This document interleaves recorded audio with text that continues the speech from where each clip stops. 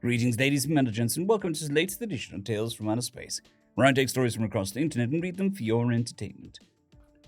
This particular story is called Thrill Ride, written by LgFatherAnthrocite. Ben Harper was pissed. He had every right to be.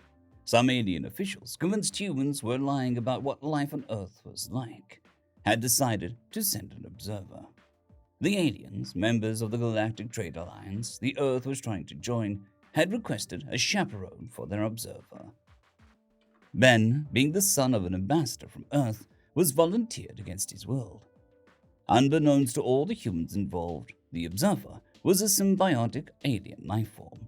It had been handed to Ben in a small vessel. When he opened it, the creature, looking sort of like a paper-thin monkey, had grabbed his arm and crawled up to his shoulders before slipping down his shirt onto his back. It held on, just like a baby monkey would grip a mother, only on the back instead of the front. Ben was surprised at how tightly it held to him, and how little he noticed it after a couple of minutes. This won't be so bad, he thought, before he heard the voice. Greetings, Ben Harper. I am Tilcher. I shall observe your life for the next week. Please do not change your routine for my sake. "Oh, he talks nice," said Ben. "Who talks?" asked his father, Dean Harper, ambassador to the Galactic Trade Federation. "Tilcher, the observer. He just introduced himself. Didn't you hear it?" "No one said anything," replied Ben's father. Ben Harper, I'm talking to you directly. I have joined our nervous systems together. Everything you see, hear, taste, feel, and experience, I will also experience. "What? Joined our nervous systems? Isn't that dangerous?" Ben asked. "What about nervous systems?" asked Dean Harper. No one can hear me except you, Ben Harper. Your nervous system will not be damaged. I'm a symbiote, and to damage the host is to damage myself. Tilcher said directly into Ben's head. "Wait, you can leave your host, right? When the observations are done, you'll detach and go home, right?" asked Ben. "Host? What are you talking about, Ben? What did you guys do to my son?" Dean directed the last of the GTF officials who had delivered the observer. "We have brought the observers. We await his report." "Good day, Dean Harper," said the senior GTF official, and with that, his delegation left the room. "Dad, I'm freaking out." "It's going to be all right, Ben. Just relax," said Dean. I cannot leave my house for more than a few hours. I was brought here on the back of one of the Trade Federation officials. Until they return, I must remain attached to you." Ben felt a tide of panic in his chest lower significantly at that. He would not be stuck with a symbiote his whole life. "Okay, cool. How long was the observation period? Like a few days or a week or something?" 3 months, said the voice in Ben's head. 3 months? Are you crapping me? "Ben, what's going on?" Dean Harper admonished his son's language. Ben looked at his dad, concern showing on the man's face. The normal smooth brown skin on Dean Harper's forehead was furrowed with worry, and the crow's feet on his eyes were out in full force. Ben looked at his father and realized he had not known what kind of observer the GTF was sending. "Dad, dude, we need to talk. Mom is going to freak out." Ben had to calm down and figure out what he was going to do, and being a jerk to his dad wasn't going to help. After explaining what Tilcher had said and done, Ben's father looked upset, but calm. He apologized to his son, saying he never thought the observer would be something like this.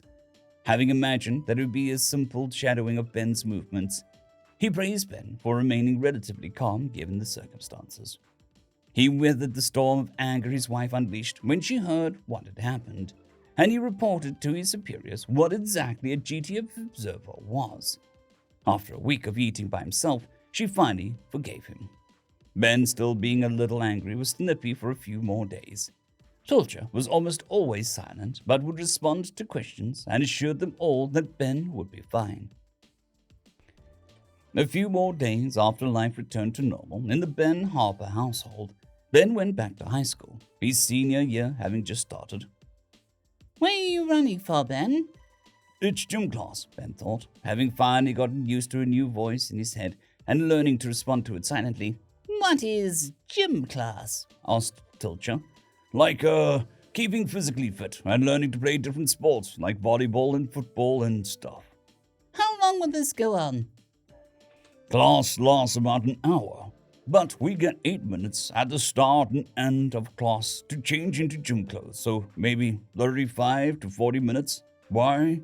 Ben was curious why running was something Tilcher had asked about. Your heart rate is elevated and your calorie consumption is higher than normal. Is this something to be concerned over? Replied Tilcher. Nah, this is fine.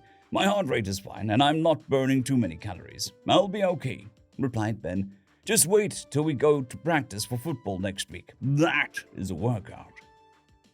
After 2 months of living with his symbiotic observer, Ben had grown accustomed to the oftentimes ill-timed questions. Everything from interacting with his friends to asking Angie to homecoming. There was nothing more nerve-wracking, thought Ben Harper, than trying to ask a girl out while an alien asked all sorts of questions about his physiological responses to the stress of the situation.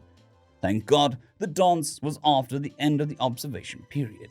He couldn't even begin to explain kissing if he tried. It was a sunny fall Saturday when it happened. Ben and his friends had decided to go to the local amusement park for an afternoon of fun before the chill winter set in. They had met up at Tommy's house and gotten his mom to drive them all in her SUV. She dropped them off at the gate and said that she would be back at 8 to pick them up. Ben and Angie were holding hands. It is both a sign of affection and a way to prevent getting separated in crowds. They went on the teacups first because Angie said, You have to ride the teacups.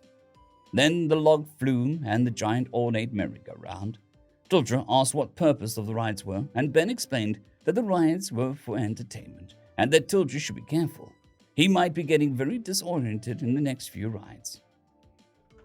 They had just eaten some hot dogs and were walking towards a different section of the park when Ben spotted the Gravitron tucked away in the corner. They jumped on the ride as there was no line and waited for it to start.